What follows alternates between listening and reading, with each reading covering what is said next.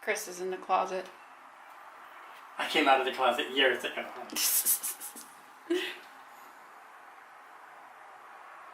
Today's Captain's Blog is made possible through the awesome robotic genius parent, Paul Plusa. Thank you, sir. Stay sticky. Ready. Hi there, guys. Welcome to today's Captain's Blog. I don't know what day it is. It's Thursday, June 27th. Okay, it's Thursday the 27th, and I'm not wearing a watch.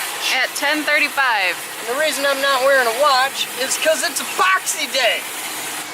So we sealed everything around here. We did the whole drain project and all that. We were still getting a little bit of water in there. We couldn't figure out why, and all the water was only coming in one place. It's leaking through all the cracks in the well room roof because this back deck is the roof of the well room. So, you gotta seal it.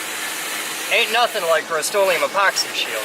Now, this is cool because if you watch the old lab videos, you've seen me install many hundreds of gallons of epoxy shield. And I am a huge fan of it. Absolutely love it. And this is cool because I bought this. Rust-Oleum does not sponsor this video, has nothing to do with it, and I can say anything I fucking well want, and I still love it, which is really cool. So, I'm going to make the epoxy shield training video that I never got to make when I was a professional. So this is what you actually need to know. Hi there, ladies and gentlemen. My name is Chris Boden, and welcome to the Captain's Blog, where today we're going to take you step by step through how to install Rust-Oleum epoxy shield. First thing you need to know is you have to prepare your entire surface. This shit has to be fucking clean, because if it isn't, it's not going to stick worth a damn. You're going to fuck up your whole porch. Also, get a mixer. The instructions say you can mix it by hand, but they don't really mean that. They probably don't recommend it at all. Get a power mixer. This one is for mortar. It's for a basement project I'm working on. But get one of these and power mix it. Do it in a big bucket and just mix the shit out of it. You want to mix it for as long as you think you do, and then you're 25% of the way there. Let's go the other way, just for fun. Yay! You want to mix the living fuck out of this, because if you don't, it won't work. This isn't paint. That's the overarching thing to remember. This ain't paint. This is epoxy. You're making plastic. So the way it turns into plastic is by mixing it together, the two parts, the A and the B. It's just like Bondo or Alumilite or making silicone or anything like that. You gotta mix two parts together, and you gotta mix this shit out of them, because this is making molecules. You're making a whole new thing. Other things to remember, because you're making plastic and this isn't paint, it's really important to keep in mind that everything this touches, you're gonna throw away. Every brush, every roller, yes, you can clean them. You can't clean them. You can't. You just buy a cheap paint roller, buy a cheap paint tray, or buy a really heavy paint tray like this. It's rubbery. Because if you just mix this right here like this and just leave it in the bucket. Okay, if we just do this and then walk away, that's gonna turn hard as a rock. Whereas if that was paint, you just get the pudding skin on top. No, this whole thing will be rock solid. How long will that take? Well, you've got a pot life on a day like today where it's going to be like 90 degrees. You got a pot life of maybe an hour, probably less. But for that to totally set up and turn into a rock takes a couple days. But if you're doing a big epoxy job, and we've done this, if you look around my shop somewhere put away, I probably have half a bucket as a solid block. All right, so that's, so you'd think that's mixed enough. It's not. We're gonna mix that some more.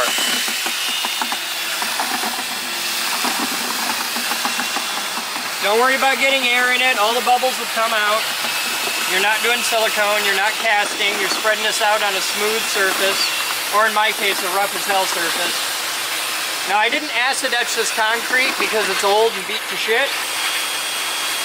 I did pressure wash this concrete a couple days ago, and Mr. Bellatini is giving it a detailed vacuuming job right now. Now I'm gonna set this over here.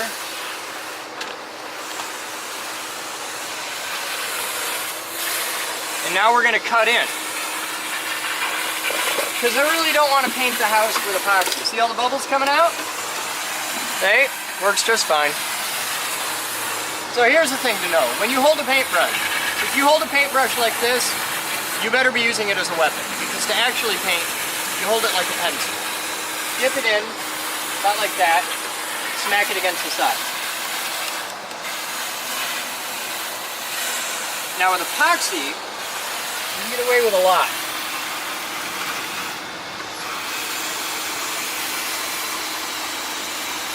Let me grab a cup real quick. I'm going to show you a cool trick with this. I'll be right back. Well, I don't have any like disposable plastic cups because I'm classy as fuck. But what I do have is a Dixie bowl. So we're just going to use this. I'm going to attempt to not make a gigantic mess.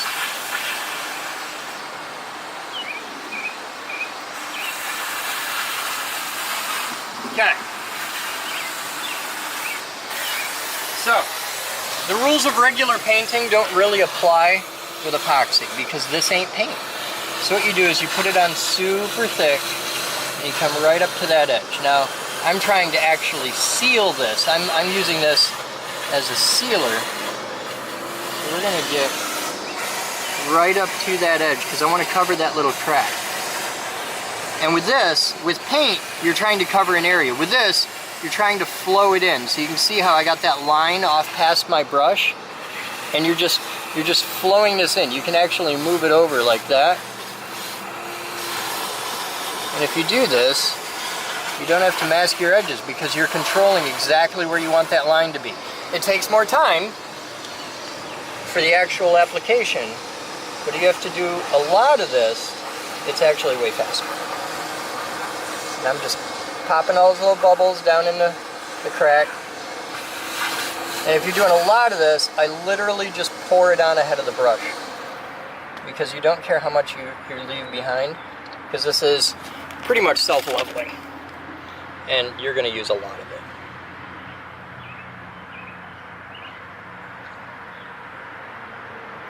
So don't worry about how this looks, because that's going to get hit with a roller later. But what we're doing is building a plastic membrane over the entire back porch here.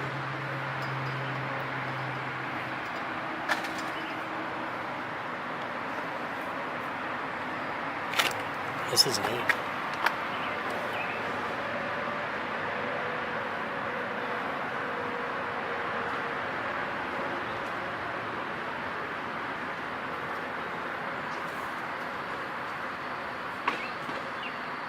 Now how far out you do your edging depends a great deal upon your level of skill with a paint roller. If you suck at it, come out 4 inches. Because God help you if you get this on the red brick. You're fucked.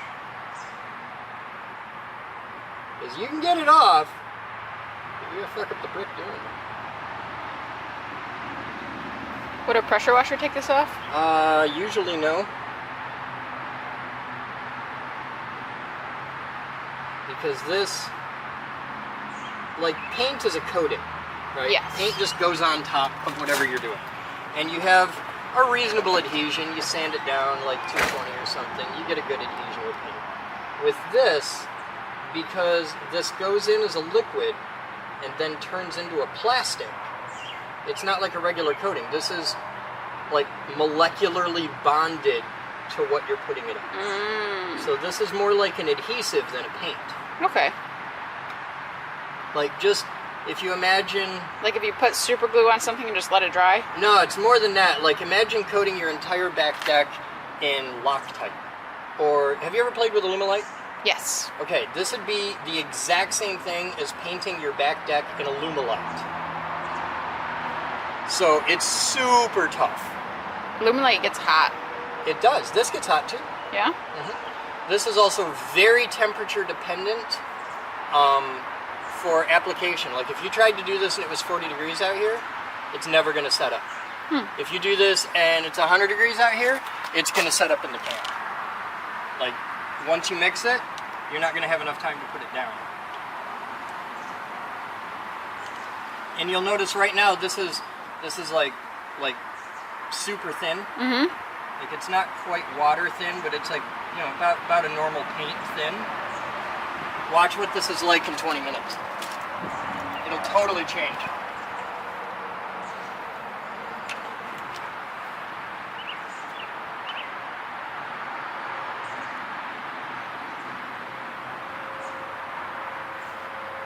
And if you spill a little on a thing, that's okay. That's why you do the messy part in the messy area and keep the clean parts clean. That could still be mixed more. I might mix it a little more before we put it on. It's probably settling. Yeah.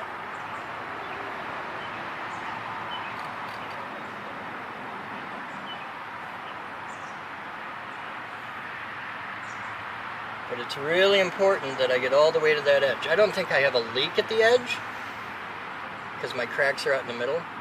But Just in case, I'm though. just making really sure. This looks metallic almost. It's really cool shit. This is the first time I've ever played with this version of it. They changed the formulation a little bit. And this is tintable, which is a whole new thing. I'm really excited. But I'm nuts for epoxy. You really are. I fucking, hey Aunt, you're fucked. I really, really love doing epoxy because it's something I'm good at. And everybody likes doing things they're good at. And it's one of those jobs where it's a big visual change. Like at the end of the day, you're like, I made a thing! And I fucking live for that. I love projects where at the end of it, it's very obvious that you did a really big, cool thing. You made something. I'm going up the mortar here because whoever did that before did kind of a shitty job. And we're back in. Aunt, don't go that way. You're gonna get wrecked.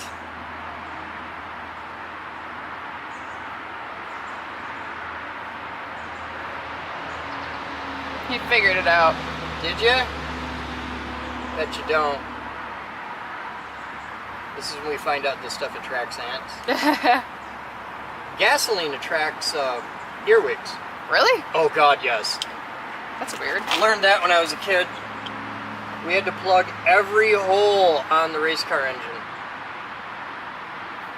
Because earwigs will climb into them. Ew. And earwigs do kind of shitty things to engines if you get enough of them in there. I would bet. Like if you run one earwig through your engine, no big deal. You run 5,000 earwigs through your racing engine and it makes bad, expensive noises.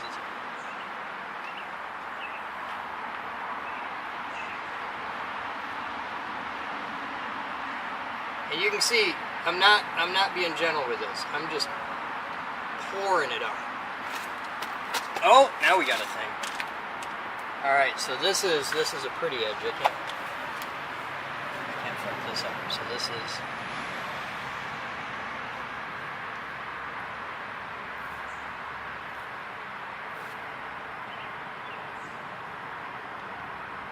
This does smell bad though. I love this smell. This is nothing. This is the residential version. The commercial version, that's the xylene based one. That's got a kick to it. And we're outside. This is great.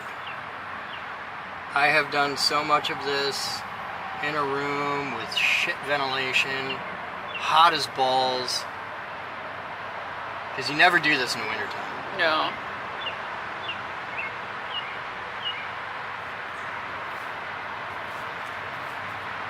I'll be right back. Refill.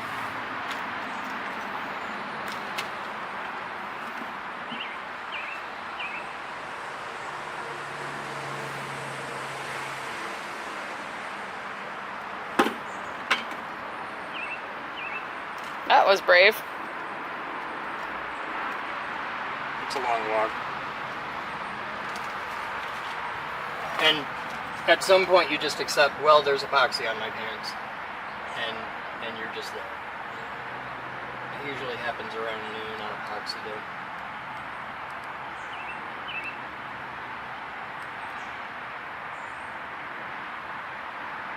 You see, what you're doing is riding that leading edge. Mm-hmm. My brush is still well away from the line. You're riding that leading edge.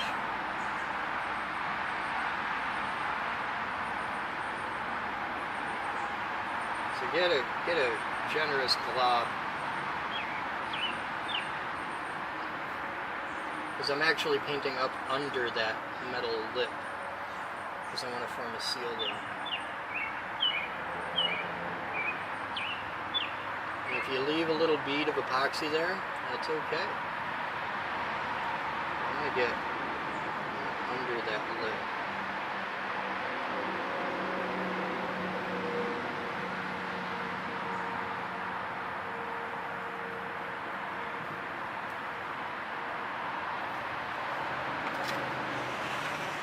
Don't worry about leaving any runs on the floor, because they're all going to vanish soon enough anyway.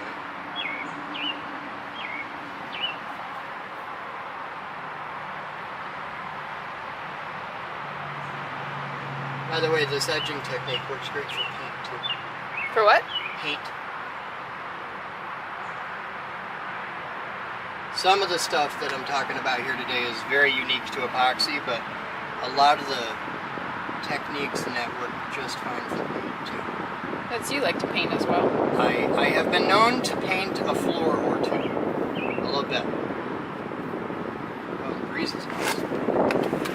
Alright, last little bit. You can see there's a big crack all down here. Yeah, I'm just going to flood that with epoxy.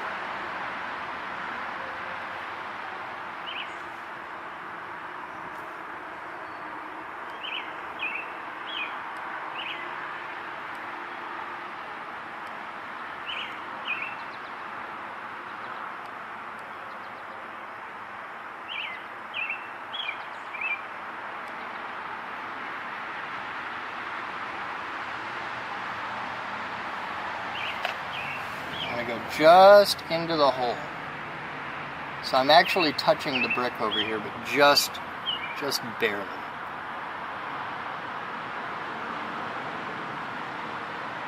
Get there you go.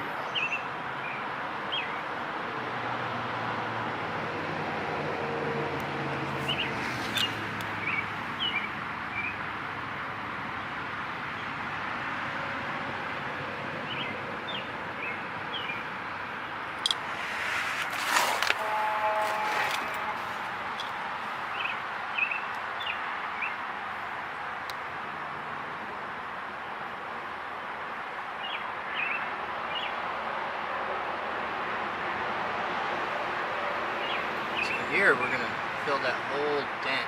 Yeah. And just let it run down in.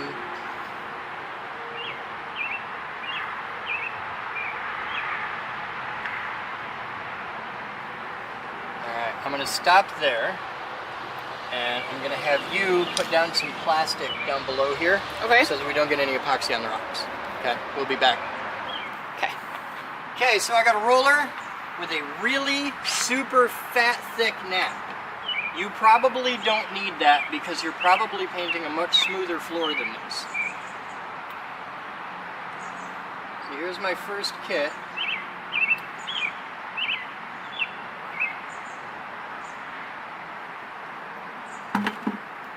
How much do you think that'll cover? This? Yeah. It says 250 feet. This is probably Given what? our, oh, you haven't even gotten to the smell yet. We're not even there. We'll get to the smell. Given the really terrible surface, because this is clean and it's mechanically sound, but it's super rough. Yeah. You're going to have a lot of fill. We're going to have a lot of fill. We're going to lose a lot, which is why, even though I'm doing about I don't know, 160 square feet. I bought 2 kids. Yeah, I was gonna say this is a maximum 200, 10 by 20. Oh, that ain't 10 feet wide. 8? Yeah, it's about 8 feet by 16, maybe 20.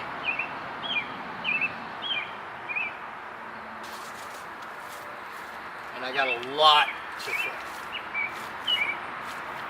And you want to fill all the little nooks and crannies. Yep. You don't need them pooled up in there like that.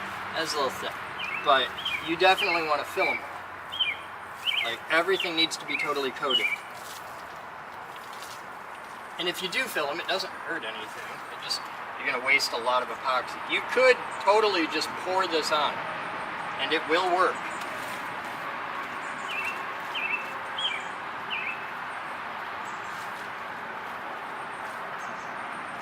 And because I'm doing this primarily as a hydraulic seal, I'm trying to keep water out.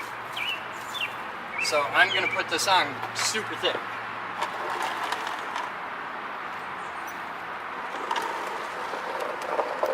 So what's your process? Are you doing close to the house? Yeah, I'm and then work you're gonna from do the house out. Okay.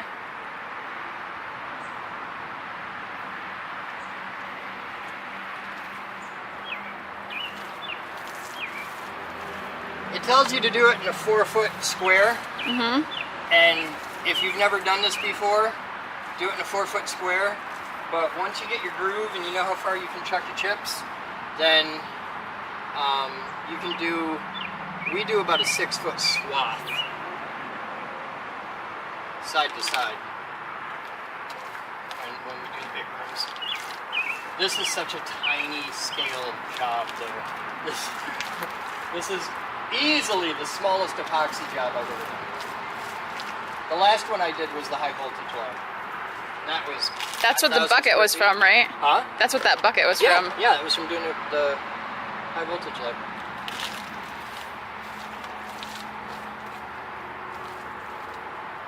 You will not get a second coat on this. It's a one and done process.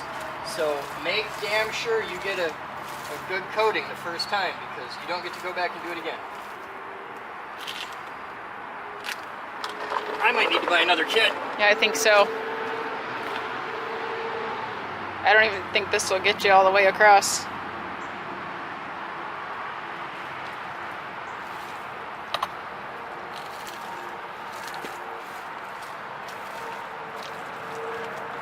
I'm gonna send you to the store to get another kit right now. What do I get and where? I'll show you. But yeah, there's no way. My surface roughness is way high. And Because look at how much is already gone. yep. A lot of that went into loading my brush.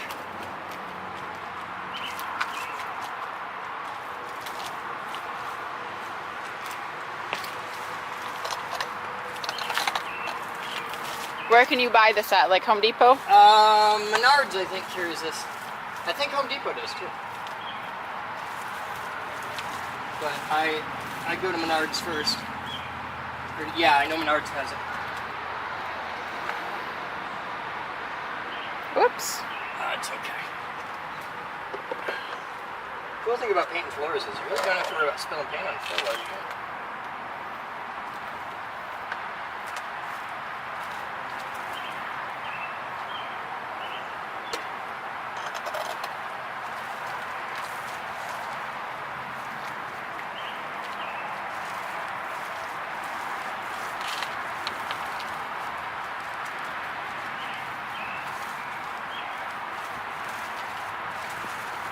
Now the chips are optional.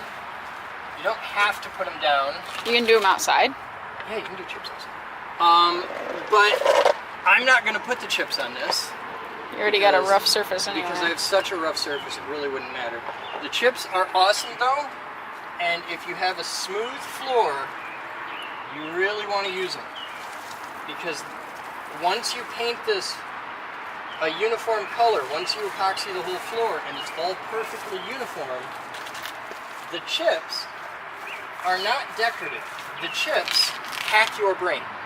Because the human eye is very, very good at finding inconsistencies in a pattern. So when you paint the floor, you will see cracks you didn't know you had. And it will make you crazy.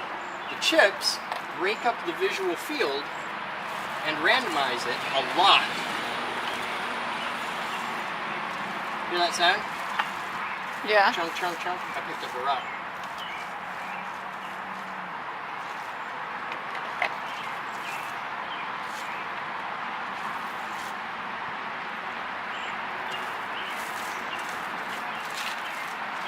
Yeah, I definitely have to send you Menards. I don't know.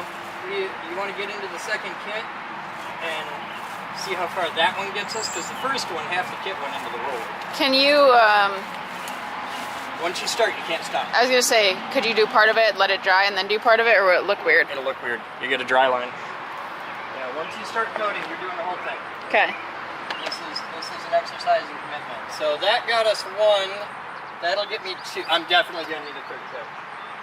All right, I'm sending you to Menards. We'll be back. I'm going to do...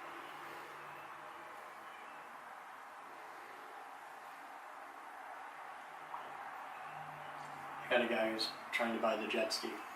So I'm balancing my attention. Which is to say, like every other person, you meet people like, I'm a great multitasker. No, you're not. You're just easily distracted. You're an awful I am a multitasker. terrible multitasker. I have 10,000 things I have to deal with. You're the worst multitasker I've ever met. Alright. Are we ready? I think so. This is going to be fun and enjoyable. Don't worry, peeps. We cut the water already. Man, that gives me ideas. That sounds nice.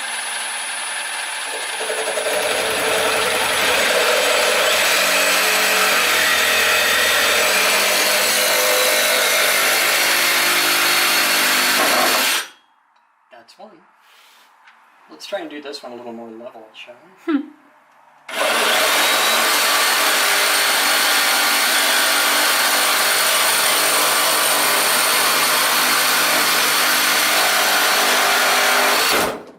Whoa. Well, there's a bit of water in there, but I like this tool. It's a little bit intense for this. Like, the M12 version would be lovely. Okay. That was the easy part. What's the hard part? Well, I think that's level enough. The hard part is I have to deburr. Oh, no, we're okay. We're okay. You're okay? I could get this in for this one. We're okay for phase one. You do have a tough time getting it in. Story of my life, man. Alright. Fuck. You want your regular deburr What's tool? this bullshit? Oh, hey! You know what that is? Oh, no, I'm wrong. That's just cardboard. I thought it was asbestos at first. There's probably asbestos in there. It's totally possible. The house is old enough for it. I need your bullshit to not. And I can't just...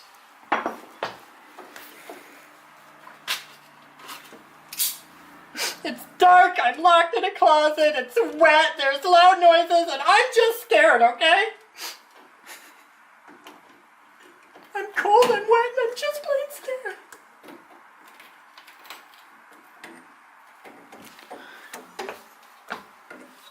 If I could get you into here to do this. Yeah!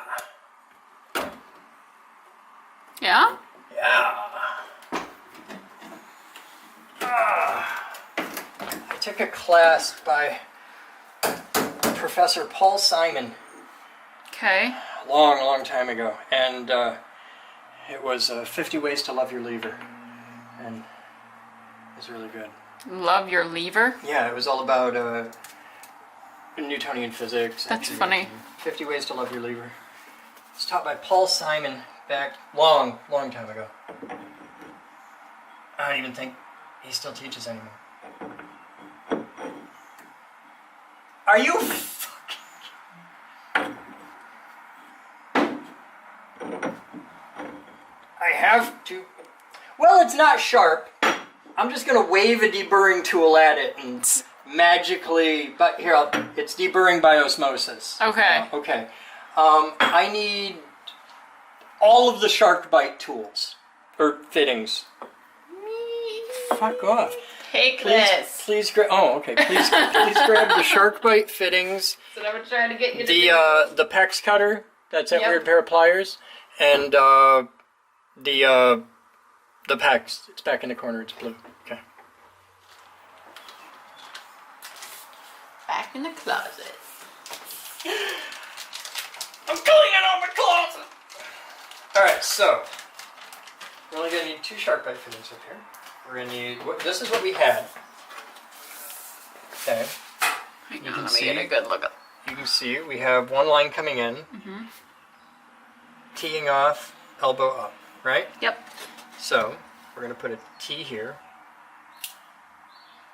Put that in there so that people can be sure it's not what it wasn't stolen. We'll put a T here. We'll put an elbow here.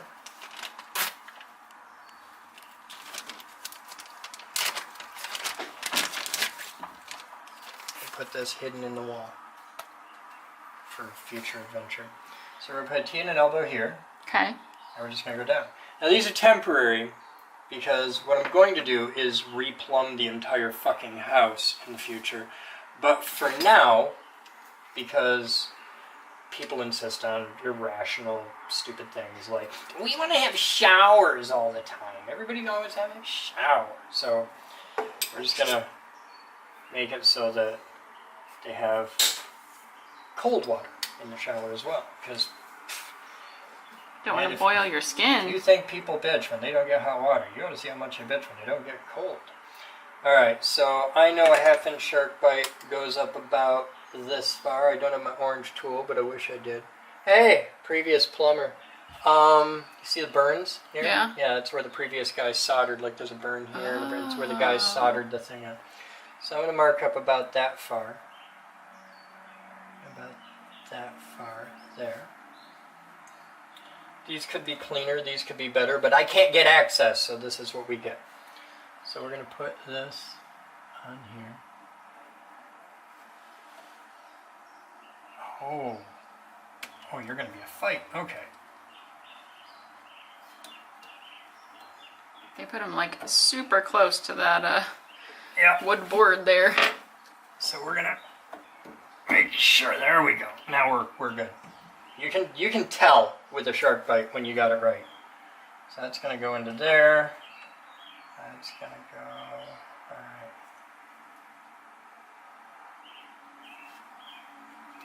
You're going to sink to the line, so about there. And then you're going to go on there, so I need that to be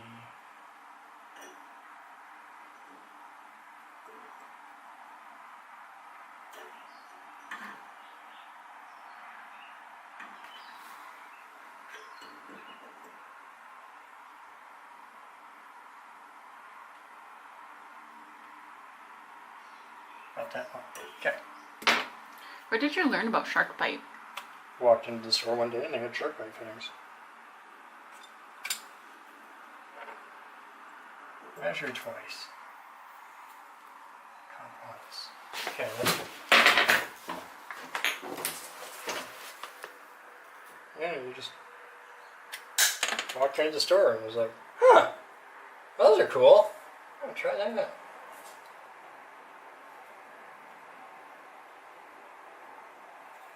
Another really nifty feature of shark bites is you can spin them. Yeah, that's cool.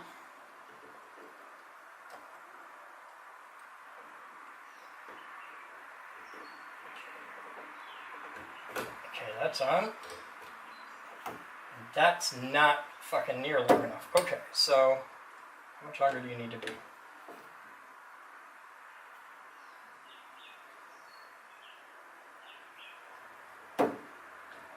Okay. Another really cool thing about shark bites, especially if you haven't pressurized them, they're very easy to take apart.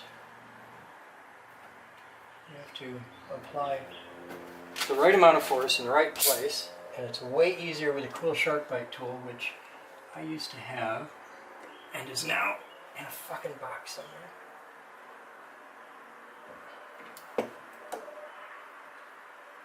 Do me a favor. I'm going to squeeze the thing here. Okay. Pull the blue pipe out. Hang on. Because this is way easier with a friend. You ready? Ow. Ready. Don't pull yet. Pull now. Alright, it ain't working. Got it. No, I thought I did. You thought you did, but you didn't. You gotta push this sleeve in really hard. And the trick is to push the sleeve in without pushing the pipe in, and if you pulled before I'm ready, it just gets impossible. Just so you know. Are you ready? I'm not ready yet. Oh. I'm trying to figure out how the hell to do this.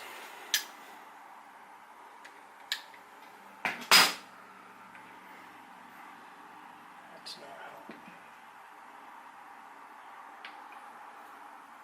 No. That's a stupid idea.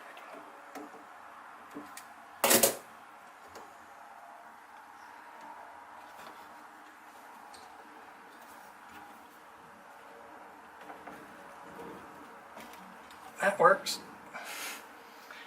Could just squeeze the fucking thing. I wonder where those pipes go.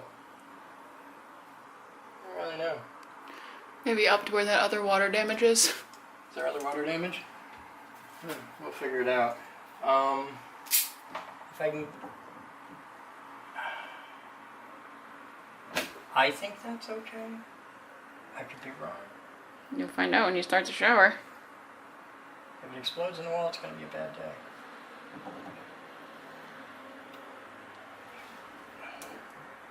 Yeah, it's going to stay like that. Also, I really need to buy a sharkbite tool. They're not expensive, I just don't have one. Alright, now we have to cut this. Old nasty.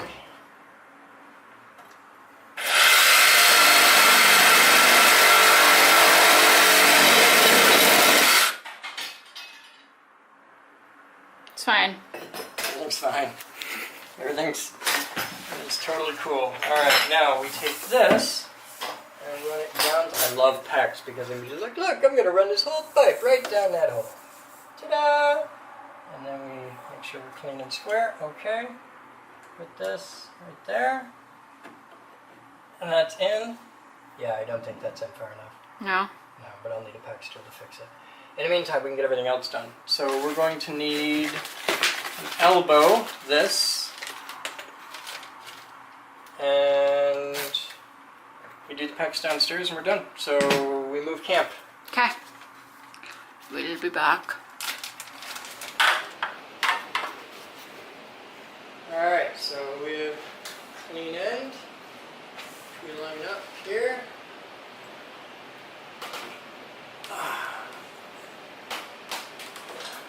That's together. Move the ladder a little bit. It's very wet.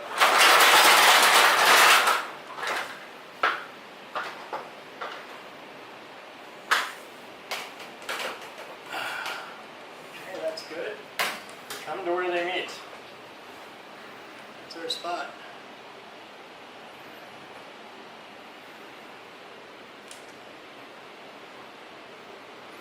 Right on there. On there. You ever see somebody do this with soldering? No. It's like minutes. It takes minutes to do it with soldering. And if you're me, it takes 3 attempts and 20 minutes.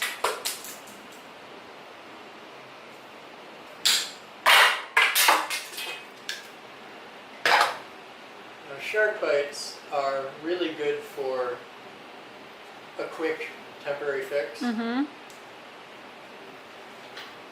I don't trust them for decades, but I trust them fine for a couple days. You ready? Okay, go get upstairs. And Yeah, if here. anything bad happens. No, you take that with you. Oh. Nothing exciting will happen down here. There's nothing exciting might happen up there. Well, you might get rained on. Not my first time. That'd be exciting.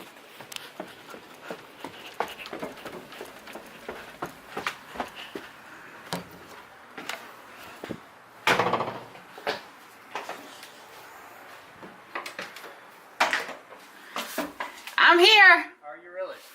I see you. Hi there. You ready? We're ready.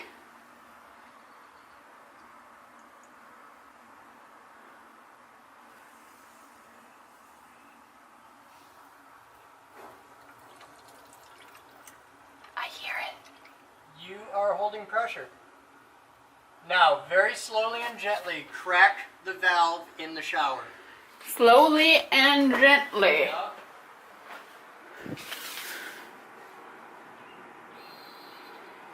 I've cracked it barely. Is anything coming out? No. Should get a big slug of air. Keep opening it. Oh, there's drips. Huh? Drips.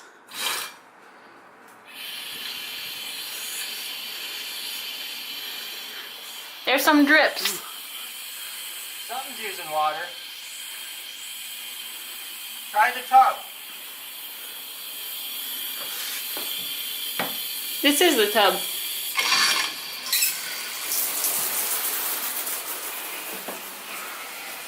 Alright, turn it on all the way.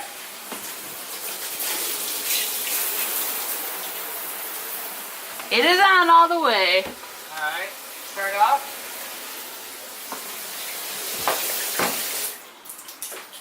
It's off.